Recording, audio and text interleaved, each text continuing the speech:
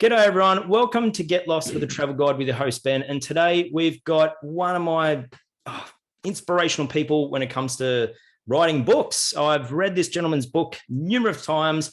I've got that many notes written out of it and paraphrased it, and it's literally transformed my life when I come across this book. Not only is Peter Shankman an author, but he has started and sold 3 companies making millions of dollars, a worldwide keynote speaker, taking time to talk to companies across the globe. I recently watched one of your TED Talks today on YouTube in preparation for this. You host another podcast as well called the Faster Than Normal podcast, which is also the name of one of my favorite books. Runs an online entrepreneurial community, around 300 members, been on TV a bunch of times, including CNN, Fox, Bloomberg, CNBC. None of that's in Australia, but I know the big channels in the United States, and discussing things like marketing, advertising, and business. Written 4 books, including 2 bestsellers, got over 50,000 people on Instagram, over 150,000 people on Facebook, Ironman athlete, is a skydiver, over 400 jumps. He is a father, and just like me, has been blessed with a brain upgrade of ADHD, attention hyperactivity deficit disorder. How are you, Peter? I know you're in New York, and I know you got a super duper busy schedule, so we're just going to try and maybe make this go for 20, 30 minutes, and we're just going to try and make the best we possibly can. But how's my introduction? Is all that correct? You pretty much nailed it. 5 books, and yeah, everything else is on track though. 5 books, right? So might as well just get started. And the reason why, because joining on Travel Podcast, you are most definitely not a tour guide, but I think you've probably traveled more than most tour guides around the world. I believe you just got back to your hometown of New York. You were just abroad. What happened? Yeah, I went to Italy for 72 hours to go hiking. 72 hours. How my brain works.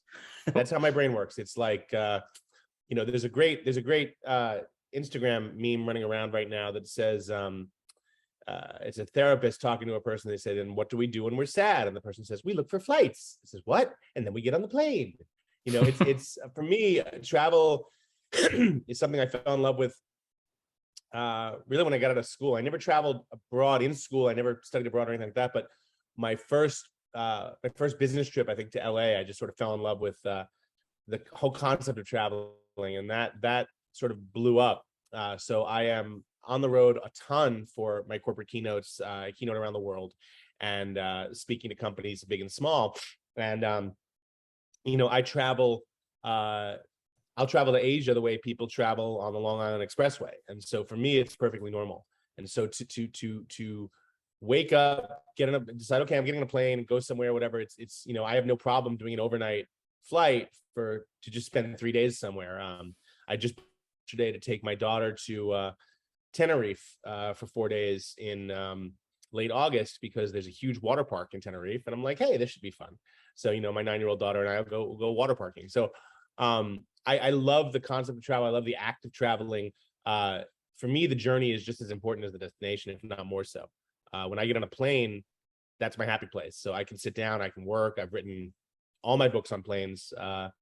It just works for me. Can you tell me, can you sort of elaborate a little bit about that? What is it about the movement on a plane which is great for your psychology?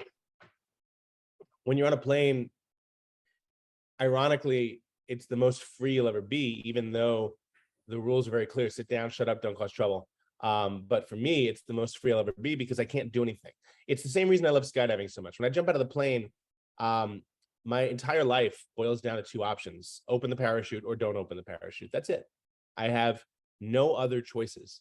And when you're ADHD, choices can kill you, because in any given day, at this moment, right in front of me, I have 50,000 choices. I can pet this dog. I can drink this Gatorade. I can eat this sandwich. I can look at my email. When you're on a plane, your laptop's in front of you. It's open. You're working. That's pretty much all you have. You can work or you can sleep. And so you can't exit the plane. You can't, the Wi-Fi sucks. So what can you do? You can get work done. So I've written my books on airplanes because that's the most focused I'll ever be.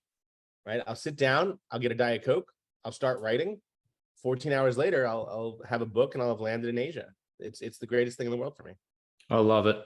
It's really hard to digest for people. Like, as you said, like I subscribe to the same sort of thing, being a tour guide, but I believe in the journey, and I love what the journey is. And I love the plane trip. Like I get excited just when I'm on the plane, despite being immersed in the destination, and you can get most out of it. So that probably is a great recommendation for people that don't really appreciate what that is, because a lot of people go on a plane, they're, oh, this is such a drag, where there is a great opportunity to, as you said, to maximize that restriction of, I guess, things being distracting, and really be able to go, okay, well, if I can't do all these things, I'm glued to my chair. Let's do it. Let's rock and roll, and let's sort of be productive. So there is a great opportunity for people. I remember being on a plane and writing half my book and turning around and flying home 3 hours later and writing the other half. And I got stopped by Homeland Security when I got home, because I never actually cleared immigration in Asia. And, you know, they thought I was a drug mule, and it took about 4 hours, and they called my book agent, they called my publisher, and, you know, but yeah, it just works for me. It's what I do. And it, you know, I learned a long time ago that if something works for you, just do it, and don't bother worrying about what other people think.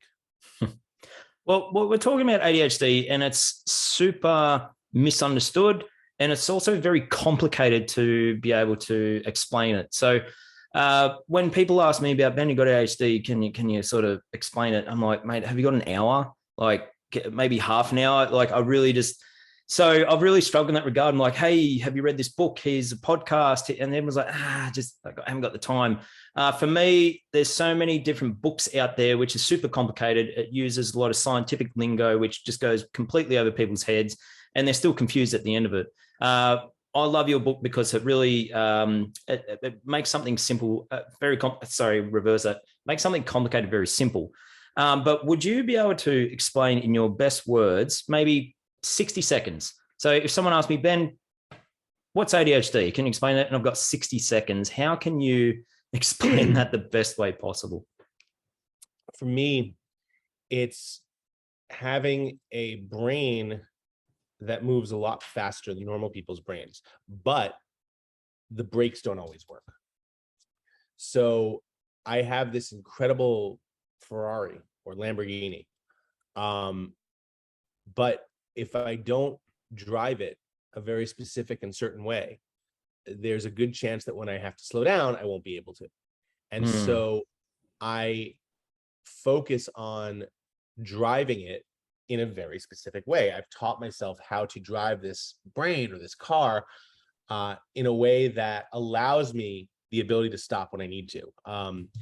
You know, an example of that would be elimination of choice, right? When you have tons of choices, that's an example of your brakes not necessarily working, right? When I go to my closet, I have my closet's actually labeled. It says office/travel, and it's t-shirts and jeans, and on the other side it says speaking/TV, and it's button-down shirts, jackets, and jeans. And that's it. My suits, my vests, my sweaters, all that stuff is in my daughter's closet, because if I had to wake up every morning and decide what to wear from all those different choices, right? It's like, oh, that sweater, I remember that sweater, Lara gave me that sweater, I wonder how she's doing, I should look her up. It's 3 hours later, I'm naked in the living room on Facebook, and I haven't left the house. So you teach yourself to eliminate choice. By eliminating choice, you guarantee your brakes will work. What am I doing today? Okay, I'm in the apartment, a t-shirt and jeans, done. Well, that's definitely right? a way of managing what it is. But like, what would you think about this? This is sort of something I've developed, and I love your feedback on it. So I would explain to people, okay, I have extremely heightened senses, touch, taste, sight, smell. So I get super distracted. It's like the sixth sense, because it comes from originally being a hunter-gatherer. Like this is a tool to go into fight or flight and survive. But as societies progress throughout the generations, like farming and, the Industrial Revolution, this heightened, which is designed to survive in the wild, has sort of faded out theoretically through evolution, but I've still got it. So it's like society has been built, and it's not really designed for someone with sort of super heightened senses. So fast and normal, or would you say super heightened senses? That. Yeah. Seth Godin and I talked about that on the podcast, and he said the same thing, the hunter-gatherer concept. I would also argue that, normal brains produce a certain amount of chemicals that allow you to focus. And they produce those chemicals whether you're doing something you love or doing something you hate. doing something you're good at or doing something you're bad at. An example would be for me, math. When I was in school, I was terrible at math. Normal people, when they're terrible at math, they still produce enough chemicals to focus on the math and get through it. People with ADHD do not do that. We have to figure out other ways to produce those chemicals to allow us to focus. When I was growing up and I was undiagnosed, those other ways usually came in a negative way. I would speak out in class and make the class laugh, because I knew if I was making the class laugh without realizing it, I was getting dopamine when the class laughed, right? No different than being a public speaker. Unfortunately, when you interrupt the teacher and make the class laugh, you get in trouble. So the irony being that I was getting in trouble because I was trying to learn. But you can look at it that way, that people with ADHD means that your brain does not produce enough focus chemicals, so you have to find other ways to get them if you want to be as productive. Now, once you find those other ways to get them, you can be super productive, more productive than anyone else, but you have to find those ways to get them. Well, a lot of people, I mean, men, you've got it, but the majority of the human population don't. Now, if they're dating someone, or if their child has someone has ADHD, or someone really close to them, like a friend, what would be some best recommendations or tips for that? They've just figured it out. They've got ADHD and like, okay, I'm trying to understand this. Where could they get information, or how can they move forward? Like, they've just uncovered this. Yeah, I mean, we have over 200 episodes of Faster Than Normal with people ranging from celebrities to CEOs to actual rock star musicians to sports stars, professional sports stars, all of whom talk about how, like, what are their tricks and tips and how they use their ADHD to their advantage. I think that one of the best ways to do it is start talking to people. You'd be amazed how many people actually have ADHD. It's upwards of 15 to 20% of society. So, you're not alone, I think, is the first thing to say. There are other people with this, and there are other people who have figured out ways to use this to their advantage. I'm having a conversation on Twitter right now. A PhD talked about how he had to switch advisors because his advisor said that he wouldn't be able to do anything if he had ADHD, but he found someone else who believes in him and believes that ADHD can be a gift. So look around and find the people who have it, and find the people who what they're doing with it and how they're using it to their advantage. There are great ways to use it, and there are bad ways to use it, right? The key is finding the ways that work for you. Good answer. When someone says, oh, but Ben, I get distracted too, so don't I have ADHD? What do you say to that? A lot of people, oh, I can't find my keys, I must have ADHD. No, find a better place to put your keys, you idiot. You can get tested by a psychiatrist to determine whether or not you have it. It's not just about, oh, I can't find my keys, or I get distracted, right? We live in a world with a 2.7 second attention span. We have our phone, our computer, our laptop, everything. That's not ADHD. ADHD is a physical and chemical reaction in the brain. And so understanding how that works is different than thinking, oh, look, a dog, or whatever. So you got to figure out sort of, again, what works for you. If you just get distracted, it doesn't necessarily mean you have ADHD. Find ways to not be distracted. That's different than saying, people are like, oh, well, you have ADHD. Well, just focus harder. Oh, well, fuck me, right? Okay, sorry. It's you have to understand sort of the differences, and then how your brain works. Everyone's brain is different. Every version of ADHD and every person is different. Yeah, that's another great answer. What would be your best tips to sort of regulate your own ADHD for yourself? So for me, I have 4 life rules. Elimination of choice is number 1. Exercise. I have to exercise every morning before I start anything. I wake up super early to do it, so it doesn't interfere with my day, or it doesn't get in the way of spending time with my daughter. If I don't exercise, I just don't have as good a day. It has to happen. And so I focus on doing that as much as possible. I'm very aware of what I eat. I try to eat as healthy food as possible. I don't always succeed. This morning I'm currently staying in an apartment downtown while my apartment in Midtown is renovated, and I'm at a friend's place, and I don't know anything around here. I don't have a stocked fridge here, so I'm I ordered a bacon, egg, and cheese this morning. Not the healthiest thing in the world. We can't do it every day, but I try to do the best I can. And then finally, sleep. You got to get enough sleep. You got to take care of your body, or you can't do anything else. So, I try to get 8 hours a night if possible. I go to, I'm up so early to exercise that I go to sleep super early, and everyone's like, oh my God, how do you do that? I'm like, well, I go to sleep at 8 o'clock. Like, how? I'm like, I get into bed, I turn off the lights, and I go to bed. I wish I could do that. Well, you can, oh, I can't. No, you can. I see that you're commenting on shit on Facebook at 2 a.m. Maybe if you weren't doing that, you could, so it comes down in the end to sort of just determining what you want. Spot on. Tips in life, mate. Like, just sort of recapping on the introduction, you've kicked some goals in life. Come on, let's not, sort of not kid around. So what would be one or two of, like, not sort of rituals, but your commandments, like some life truths that you've uncovered through your life's journey that you like to implore upon to someone else in the world? Well, I definitely have to say travel.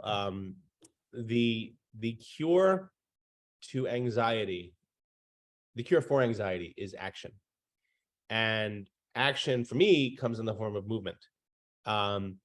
If I'm stuck on something, if I'm not happy, if things are not going my way, I'll book a flight. I don't care where, right? I'll throw a dart at a board and I'll just go wherever it lands. I've done that. What is it about travel? What exactly what is that? Because you get out of the comfort zone that you've set for yourself. In the end, we are not trees. We have the ability to move. And sometimes that is literally what you need to get out of whatever situation you're in. Whether you are stuck on a project, whether you're stuck in a relationship, whatever it is, sometimes getting out, going somewhere else and looking at the world in a different way can drastically change how your life works and what you see and the vision that you take. If you see the same thing every day, you're going to do the same thing every day.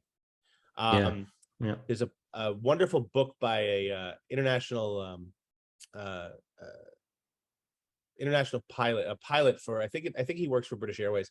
He never says, but it's called what's the name? Something spotting. I'm totally spacing on the name, but it was written by a pilot, and his basic premise is he wakes up in one city, he goes to sleep in another city, and no matter what he's doing, he has the ability to see the world differently every single day. And it's only when he looks at the same thing over and over that he finds himself getting stuck. And I think that no truer words have ever been said. I think it's called skyfaring. No truer words have ever been said. Going out and looking at things, even just taking a different route home from work. If you can't travel, okay, not everyone can afford to travel all the time. That's fine. Go home differently, right? Go for a run in a different location. Do something that shakes up your day. I love that. Yeah. I subscribe to it. I mean, it's one of the reasons why I become a tour guide for such a long time. Like, one of my favorite things that I used to talk about guiding Europe, there was a section where the tour would be finished. I do multi-day tours in Europe. We go from Amsterdam to London. And I'd used to say we'd have breakfast in Amsterdam, lunch in Bruges. We're going to have a cup of coffee in France, and then we're finishing up dinner in England. How's that sound? And it's just like the stimuli, just as it's stimuli overload. But I never got tired of that. But you're right. Like, I'd do that all around Australia when I was touring Australia. But not everyone can be a tour guide. Not everyone can be a professional speaker going around the world. Exactly. But I love that recommendation. That's a fantastic tip. Just find something, those 1%ers in the day, to be able to make that difference. And it's fresh stimuli for your brain instead of just get out of your comfort zone. I love it. Maybe it should be, come on, can you be a tour guide? Maybe you could be, would you be suited for it? I think a lot of the issue is that people tend to think about their life in very rigid formats. I do this, right? Or this is what I do, or this is how I do, and I just sort of never got that. Someone a couple of thousand years ago decided that work has to be work and play has to be play, and the two can't be mixed. And I never understood that. My barometer of a successful day is whether or not I had fun. Did I have fun doing what, it's not always going to be fun, but if I have more fun than not, that was a successful day to me, right? If I can't tell the difference between work and play, that's a great day, right? So I think that we all have that ability to change a little bit, whatever that might be, whether it's whether we just shake a couple of things up, or whether we just say screw it and become a digital nomad. Whatever the case may be, we all have the ability. Even people, oh, well, it must be nice. I don't have that luxury. I can't. I have a wife. I have a kid. I can't leave my house. That's fine. No one says you have to go that extreme, but you can start doing little things. Again, the key to anxiety is action and taking small moves, whatever they might be, as small as they might be, can radically change your life. I love that. So many people get paralyzed by indecision and it just becomes a thought. But like one thing I always try and do is I just write something down. If I had a thought, I'm like, I need to action this. So I'll write it down and go, well, that's sort of become reality. I can see it written on paper. And then I'll start making steps towards trying to achieve that goal. Yep, 100%. 100%. Well, is there any other tips or recommendations you can give our listeners? Because let's face it, you're quite successful. Thank you. They're excellent commandments. Is there anything else you can really give the listeners? Life is just too short. Life is too short not to have fun. You got to be having fun. And if you're not, ask yourself why not, and see if you can figure out a way to put a little fun into life, whatever it might be. You don't have to. I get we all have jobs. Not everything is fun. Not everything I do is fun. But I think that as a society, we don't have enough fun.